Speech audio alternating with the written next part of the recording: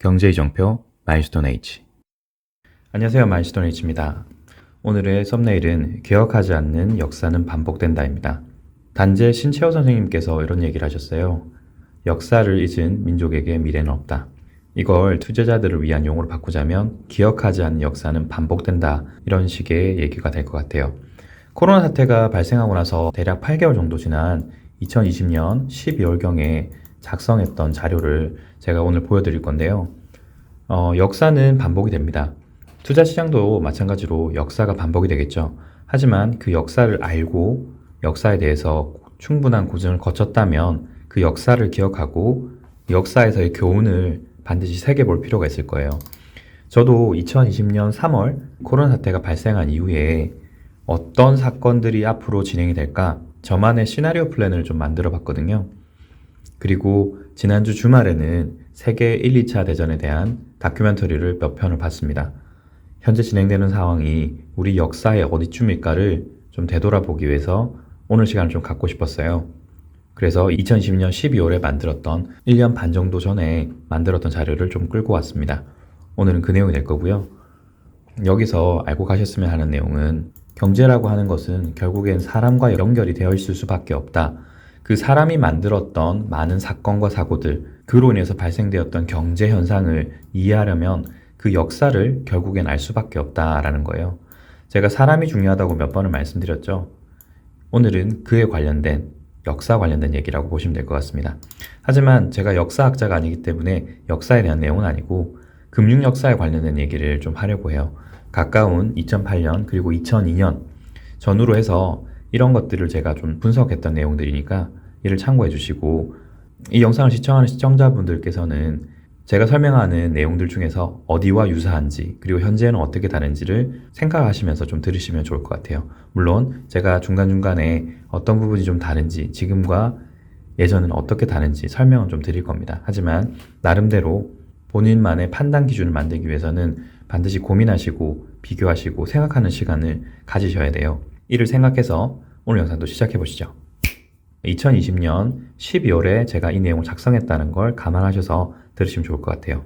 그리고 제가 제 자신을 위한 자료로서 만들었기 때문에 내용이 되게 간단하게 돼 있고, 저는 이 내용을 보면서 설명을 조금씩 드리도록 하겠습니다.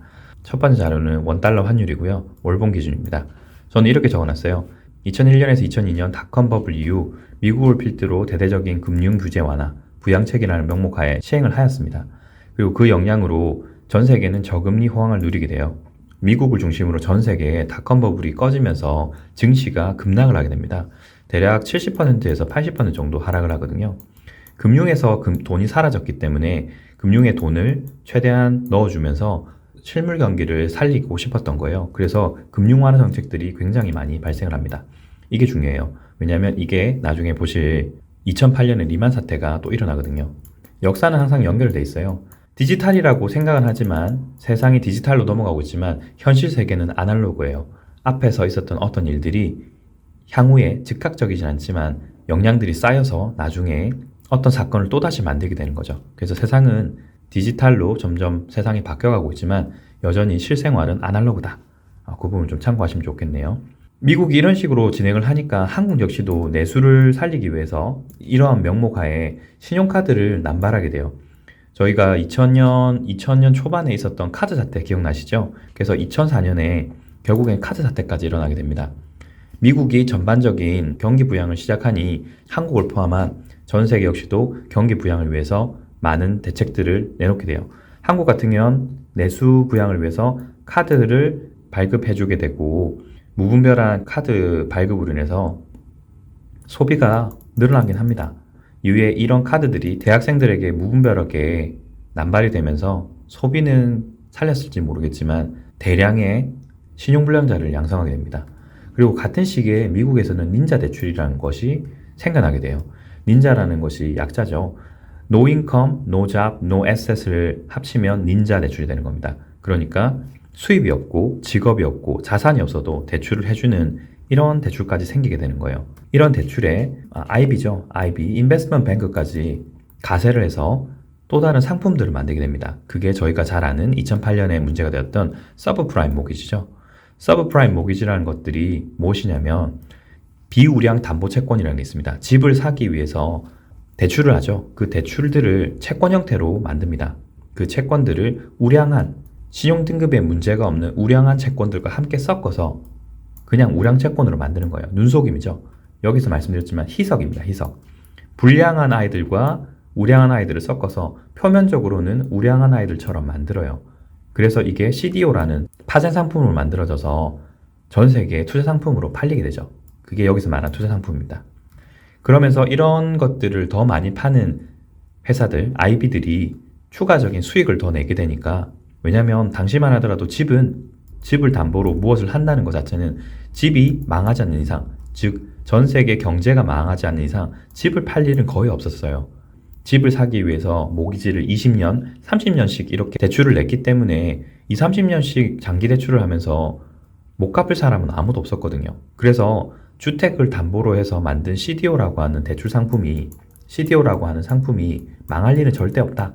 누구나 앞다투어서 이 제품을 팔려고 하고 거기서 커미션, 돈을 챙기려고 했어요. 그런데 그것들이 문제가 비우량한 부실 채권과 우량한 채권을 섞어서 우량한 채권으로 보이게 팔았다는 게 문제인 거겠죠.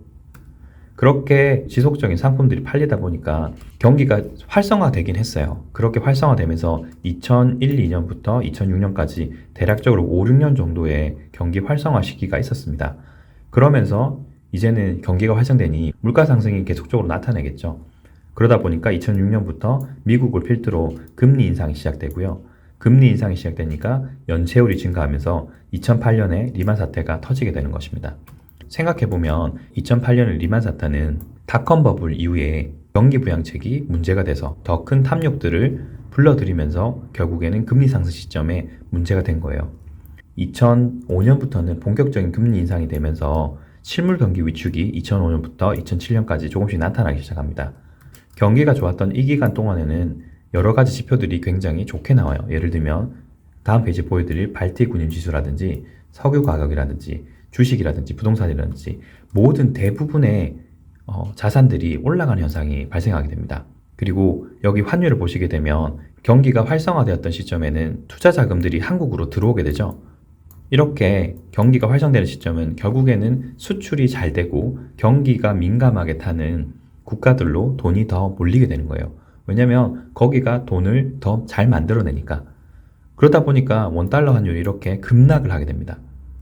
결국에는 한국으로 투자 자금이 많이 몰리다 보니까 주식이며 부동산이며 대부분의 한국 자산들이 최대치로 상승하게 되는 거예요. 그리고 제 기억을 잘 더듬어 보면 제가 처음으로 주식을 시작했던 게 2005년 전후였던 것 같아요. 한창 주가가 높아지고 어딜 투자하든지 제 실력과 상관없이 모든 주식들이 대부분 다 올라가고 있었던 거예요. 어린 나이에 이때부터 주식을 시작한 게 지금은 생각해보면 저에게 더 많은 도움이 됐던 것 같기는 해요.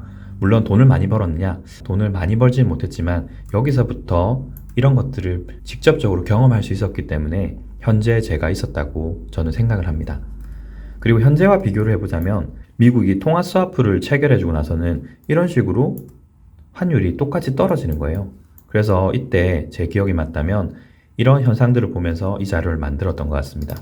그리고 보십시오. 2008년과 2009년 사이에 금리를 급등시키는 시점에 환율이 폭등을 하죠.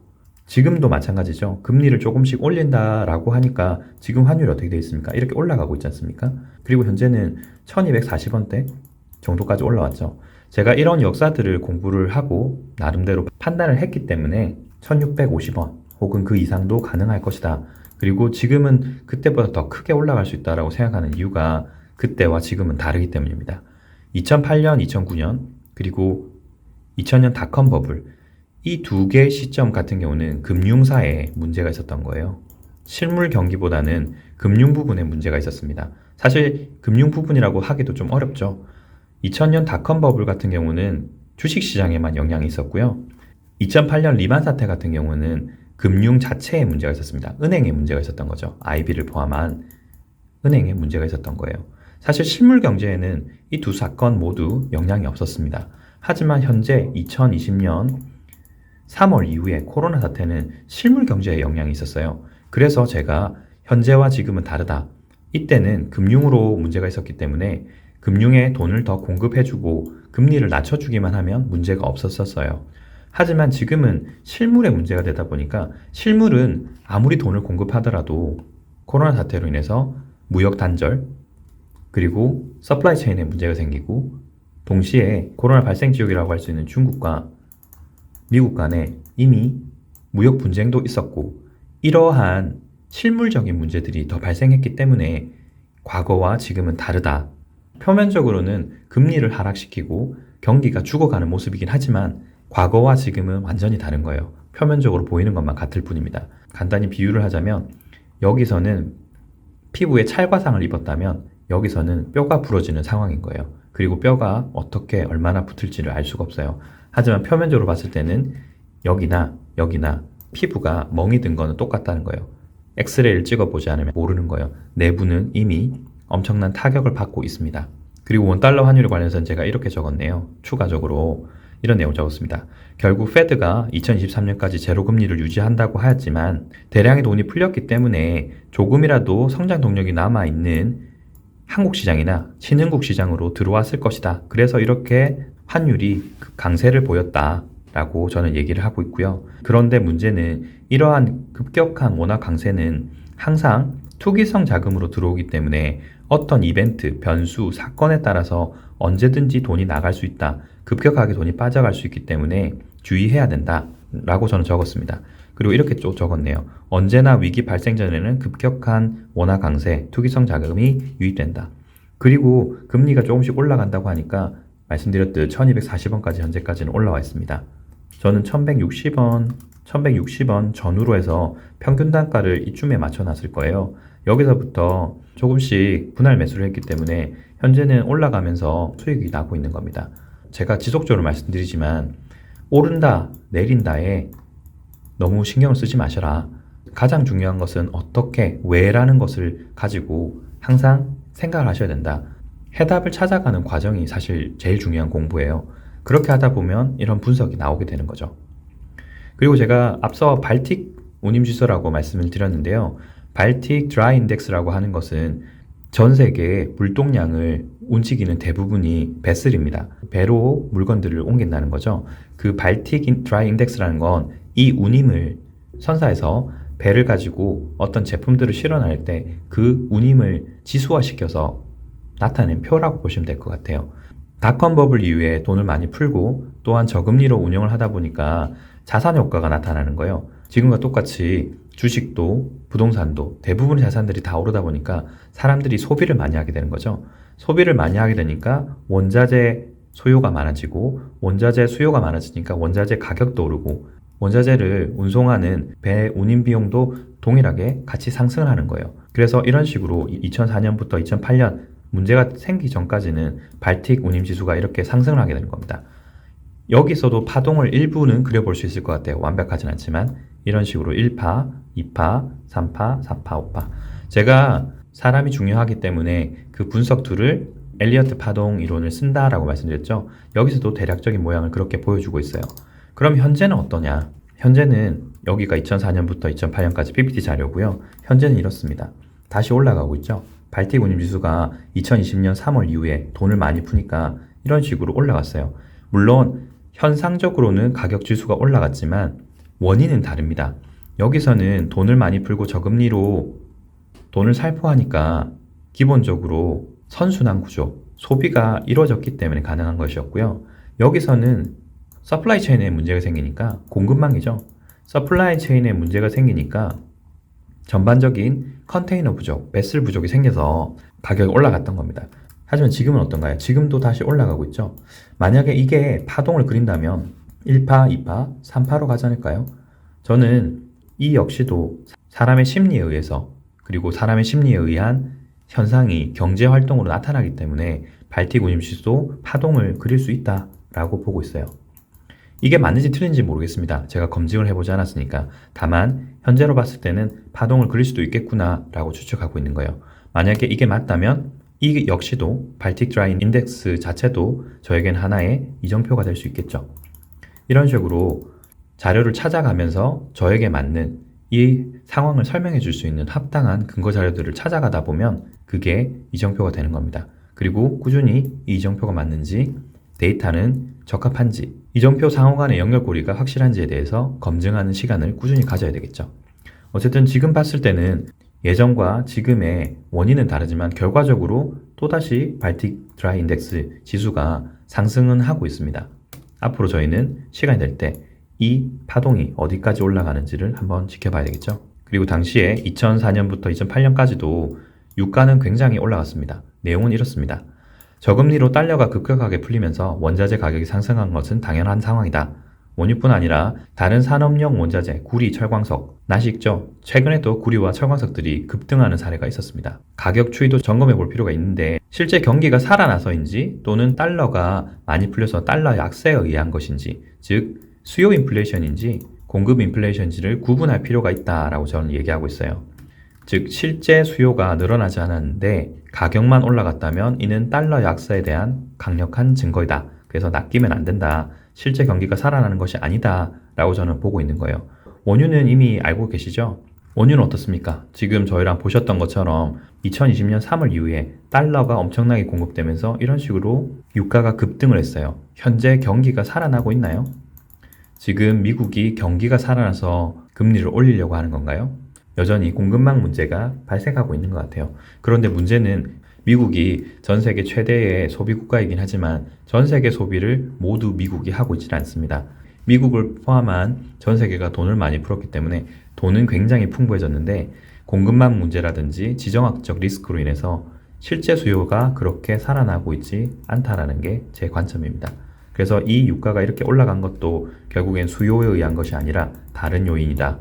즉 2004년부터 있었던 실제 경기 회복과 지금의 상황은 다르다. 보여지는 상승이라고 하는 모양은 똑같을지 모르겠지만 현재 벌어지고 있는 내면의 모습은 다르다는 거예요. 그리고 이 모든 것들을 설명해주는 단 하나의 표, 프레드에서 볼 수 있는 미국 금리입니다. 내용을 그대로 한번 읽어보겠습니다.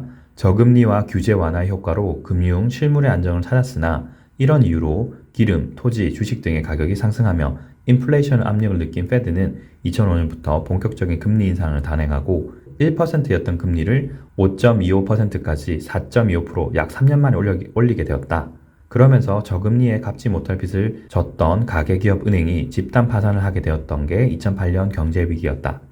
여기서 문제는 2008년부터 2016년까지 약 8년간 저금리를 유지하였기에 부동산 주식은 이미 예전 고점을 한참 넘었던 상태이고 2016년부터 2018년 초까지 2.25%까지 올렸던 금리를 코로나가 발생하면서 다시 제로금리로 낮춘 상태다.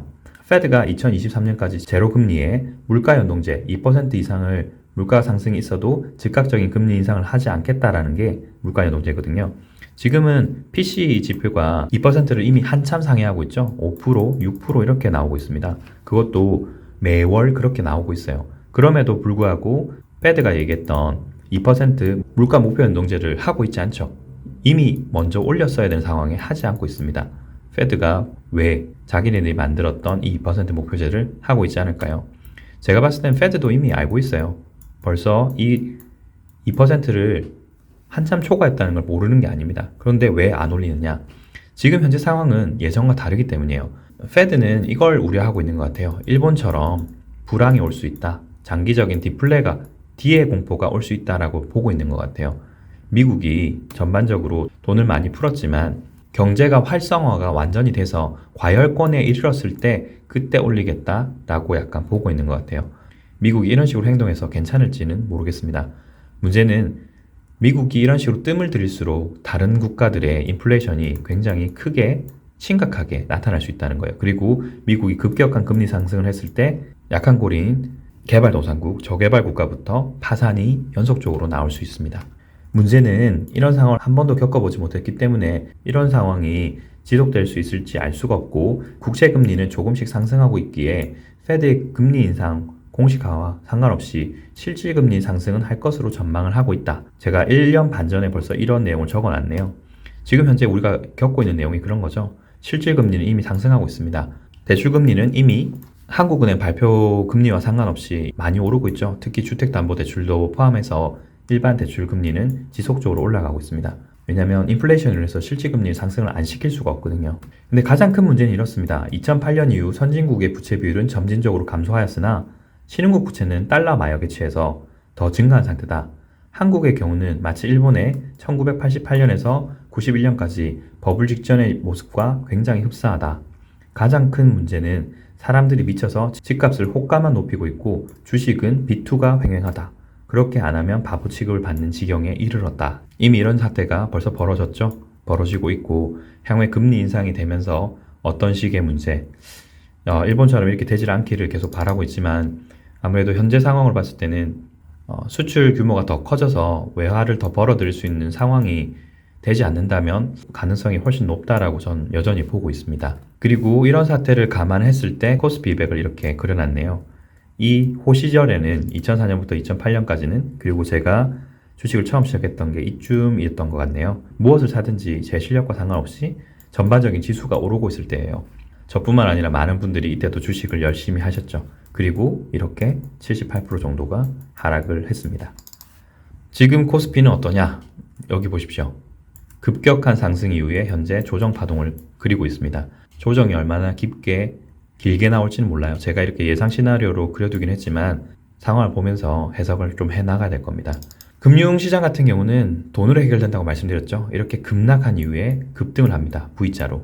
2000년 닷컴 버블도 마찬가지예요. 급락한 이후에 급등을 합니다. 그리고 최대 금액을 풀었던 2020년 3월은 어떤가요? 급락한 이후에 또 급등을 하죠. 그리고 급등의 폭이 돈을 풀었던 만큼 급격합니다. 이런 형태를 만들다 보니까 제가 여전히 여기서 보는 파동의 형태가 3파, 3파, 그리고 여기가 5파로 무조건 나와야 된다라고 보고 있는 거예요. 그리고 당시에는 이렇게 적었습니다. 엘리어트 파동을 이용하다 보니까 주봉으로 심리 상태를 읽어봤을 때는 역사적 고점을 뚫어버린 순간으로 잠시 멈칫하였지만 아래 꼬리를 달고 다시 위로 상승하고 있다. 당시에는 바이든이 될지 알 수가 없었어요. 그래서 저는 이렇게 적었네요. 바이든이 내년 초, 그러니까 2021년이죠. 2021년 작년이네요. 경기 부양책과 MMT에 준하는 행정명령을 내린다면 전 세계 주가와 각종 투자상품, 집, 원자재 등은 폭등할 수 있고 그 예상 상단을 예측할 수 없다라고 했네요.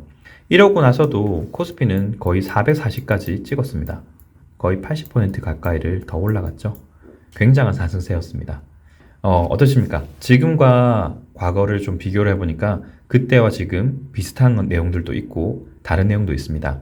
하지만 여전히 제가 말씀드리고 싶은 건 그거예요. 그때와 지금은 다르다. 왜 다르냐? 그때는 금융상의 문제였고 실물 경제에 영향은 없었다. 그리고 사람들이 심리적으로 영향을 받을 만한 패권 경쟁이라든지 지정학적 리스크가 당시에는 없었다. 그래서 모든 문제는 돈만 풀면 다 해결되었다. 하지만 지금은 실물 경제에 영향을 미치고 있고 동시에 저금리는 이미 제로금리까지 갔었고 제로금리에서 더 이상 내려갈 수 있는 상황도 아니고 40년 국채 사이클이 돌아오고 있고 금리는 다시 상승을 해야 된다.